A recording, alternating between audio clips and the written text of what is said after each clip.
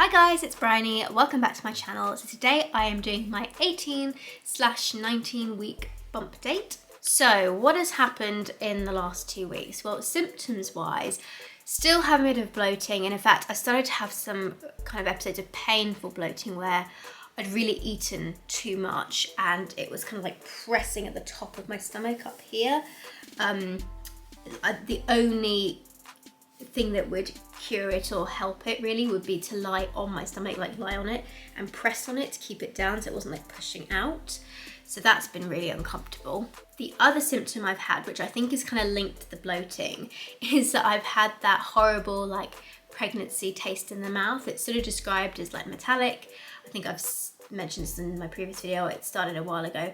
I don't have that metallic taste, but every now and then I just get like I'm not really keen on what that taste is in my mouth, and the only way to get rid of it is to basically keep eating. So that's why I think the painful bloating happened, because I was just eating too much to try and get rid of this other symptom. So that was another fun thing with pregnancy. You try and cure one thing, cause another. In terms of my blood pressure, so I've mentioned before that I have postural hypertension, which means that my blood pressure drops when I stand up. And in pregnancy, I found it particularly difficult, and specifically as I've kind of got from 11 weeks onwards, I've had a couple of episodes of fainting where I've been standing up or walking for too long and I felt really faint. And I still have that. I thought I was doing better because I've managed like to do a walk out and about with, you know, if I make breaks to sit down quite a bit, I can manage a bit further walking. So I can walk a bit now, which is good. However, last week on Friday, we were supposed to go to the baby and toddler show that was in London. And I did. We drove there. I was kind of excited for it. But overall, it was a big disappointment because first of all, we got there and it was really quite busy. And I just felt really like, I don't like this. And I'm not usually somebody that gets thrown off by busy environments or anything, but I just felt like this isn't what I kind of expected this to be.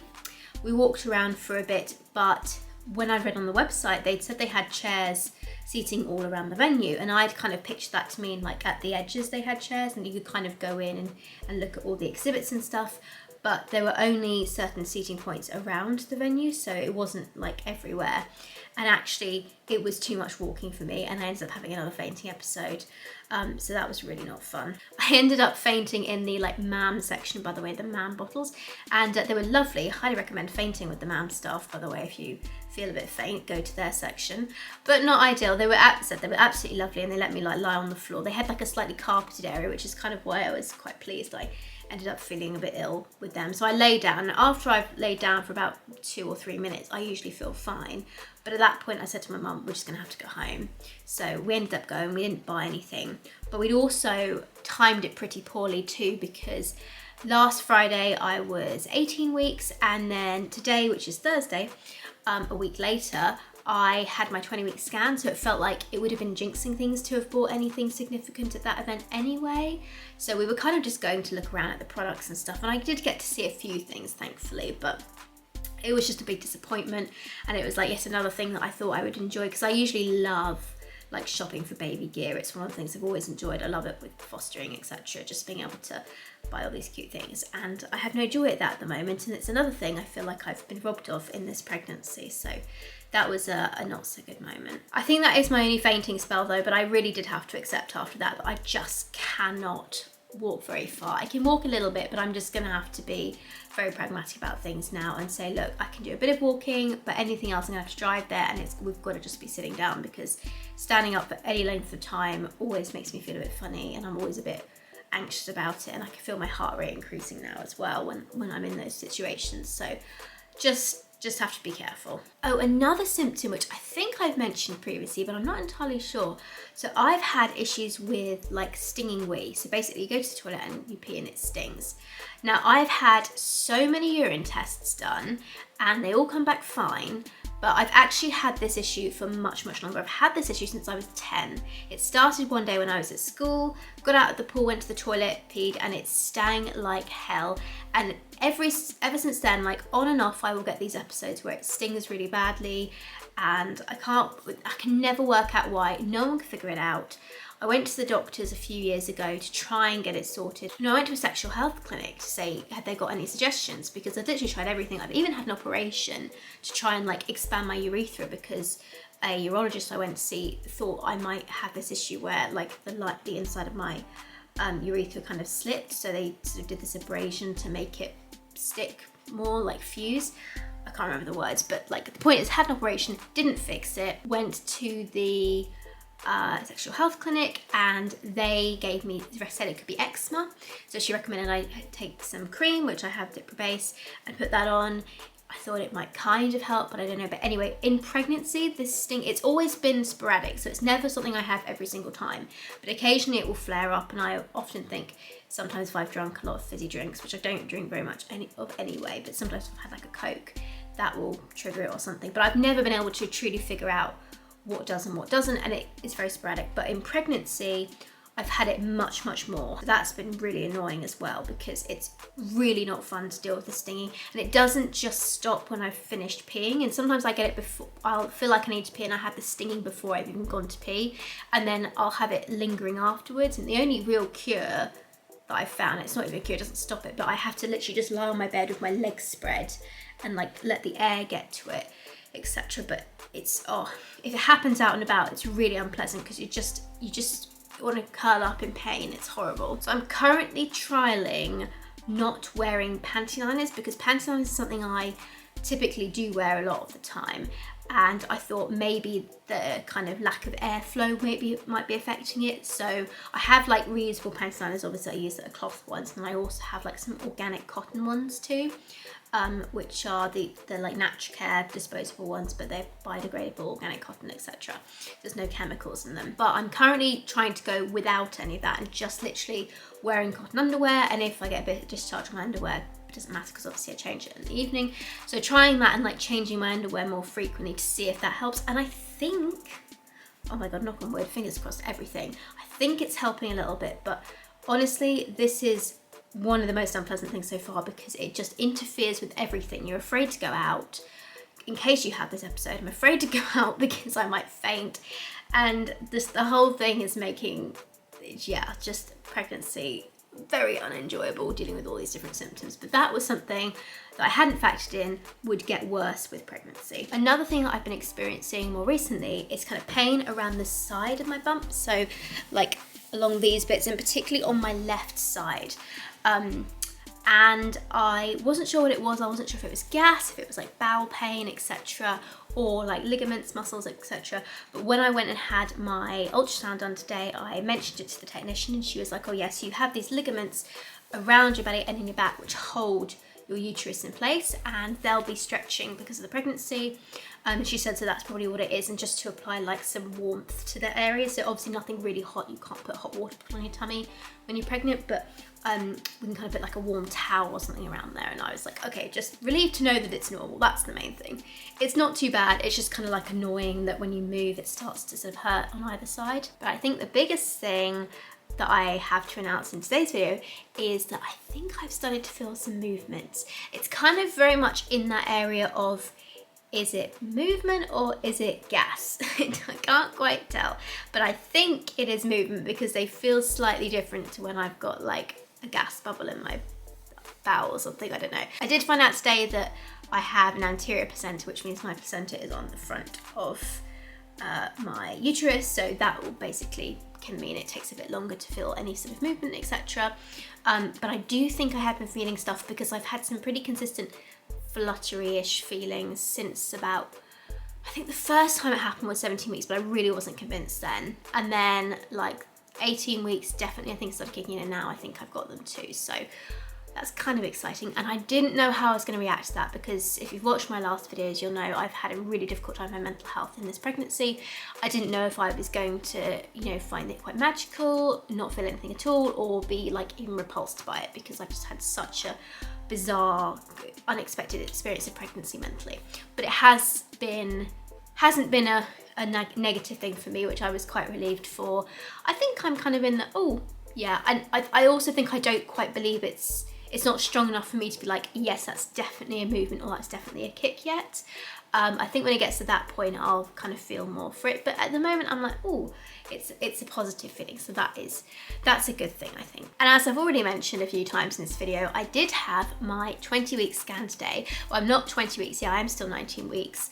But they do the anatomy scan, I think, anytime between 18 and 21, 22 weeks here. So, but we all call it the 20-week scan. So I had that scan done today, and I was actually kind of nervous going into it because I knew that this is where they do like all the anatomy stuff, and it's where they can pick up problems for the first time, and I was really being quite cautious. I bought some maternity jeans and some maternity dungarees from Jojo Mammon. The dungarees are actually still too big currently because I don't have enough of a bump, but the jeans at least do fit me now.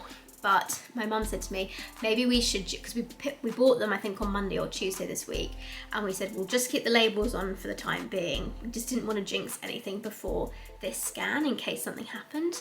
And I think I had been quite worried about it, and worried that they were going to find something, worried that maybe the baby had stopped growing or the heartbeat had stopped or just something had gone wrong. So it was actually quite nerve-wracking leading up to it. I definitely wasn't as ambivalent about this one as the last scan was, but I was still a bit nervous going into it because, like I've said before, my 12-week scan, I really didn't have any emotion at all seeing the baby, and it threw me off quite a lot.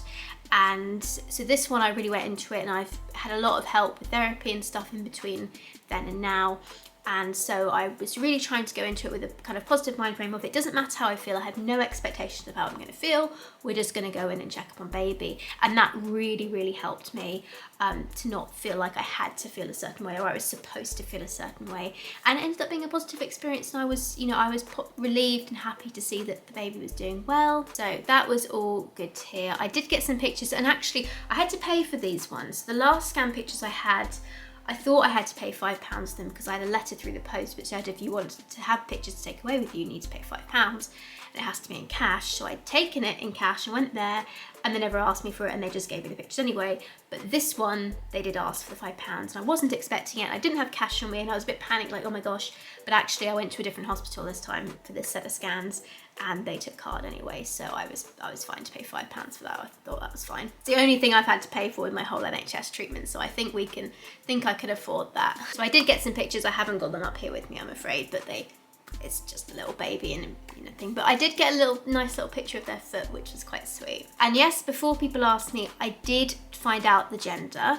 I don't know what it is yet because I asked the radiographer to write it down on a piece of paper for me. I took a little card, like a solid card that had been folded up, and an envelope to put it in as well, so that I definitely couldn't read what it was through the paper by accident or anything. So I had this whole little system set up, and she was really good, and she said, yeah, that's fine. But I was quite surprised because I assumed that at some point during the scan, she'd be like, okay, I'm gonna check the gender now, and then would like turn the big screen off or get me to look away or something. And she never did that. Like literally she did all the tests and everything, measured the baby's head, measured the heart, the limbs, everything that they do. And then we got to the end of the scan, and she was like, right, I'm just going to type up your notes and everything, and then I'll send you out while I write the gender down, etc. And I was like, what? You know? Because I've been watching the screen the whole time. I had no clue. And I mean, to be fair, like there's a lot of stuff on that scan I had no clue what was going on with anyway, because it all looks a bit funny, and clearly they know what they're doing and I don't. It's funny though, because when she did that, when she didn't stop the screen to like look at it, and she just knew from obviously all her explorations that she'd done anyway, I was like, oh, maybe that means it's a boy, because she must have spotted its little parts or something. And so that's making me think now more along it's a boy, whereas at the beginning of my pregnancy I was pretty sure it was a girl. I just had this feeling it was a girl. So, but that wore off a while ago, and I've had no idea ever since then. So other than the first couple of weeks where I was like, it's a girl, I've had no strong inclination as to whether it's a girl or a boy. So I'm now leaning more towards a boy, just because I think it must be easier to spot the boys than the girls, but I don't know. Maybe some of you are radiographers out there and you can tell me that you find it really easy to find the gender and actually that this means nothing.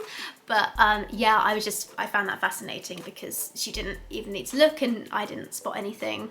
So yeah, we will see. But anyway, I asked her to write the gender down on a piece of card, put it in an envelope, and then take it away with me so that I can do a gender reveal cake. So it's going to take about a week, I think, to actually get that cake made and ready.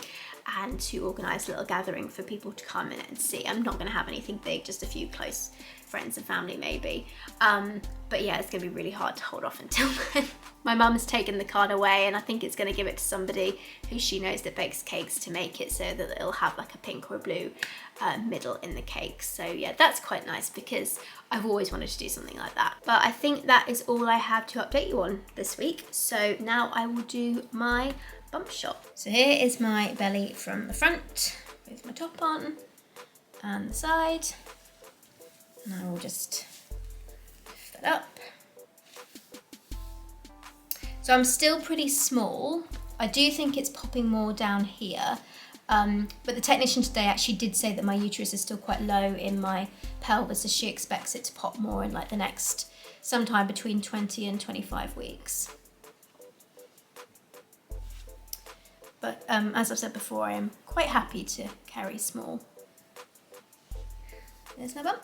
So that is everything for my 18 and 19 week bump date. I'm going to be filming a couple of other videos coming up over the next few weeks. One is about like my mental health journey with pregnancy for like the first half of my pregnancy, because now I'm nearly 20 weeks. I thought I'd just kind of all do it as one lump now, and then I could do another one later on, like how I was in later pregnancy. But yeah, I have been doing a bit better with my mental health recently, which is good, although still having some ups and downs. And I'm also going to be doing a question and answers video because I've had a lot of questions about being a solo mum, which I put on my Instagram and asked people to send their questions to me, and I've had a lot of them. So I will be doing a video specifically answering some of those too. And I will probably end up doing a few of those throughout my pregnancy because I've had so many questions. But other than that, thank you so much for watching, guys. Do please subscribe, and I will see you very soon. Bye everyone, have a great day.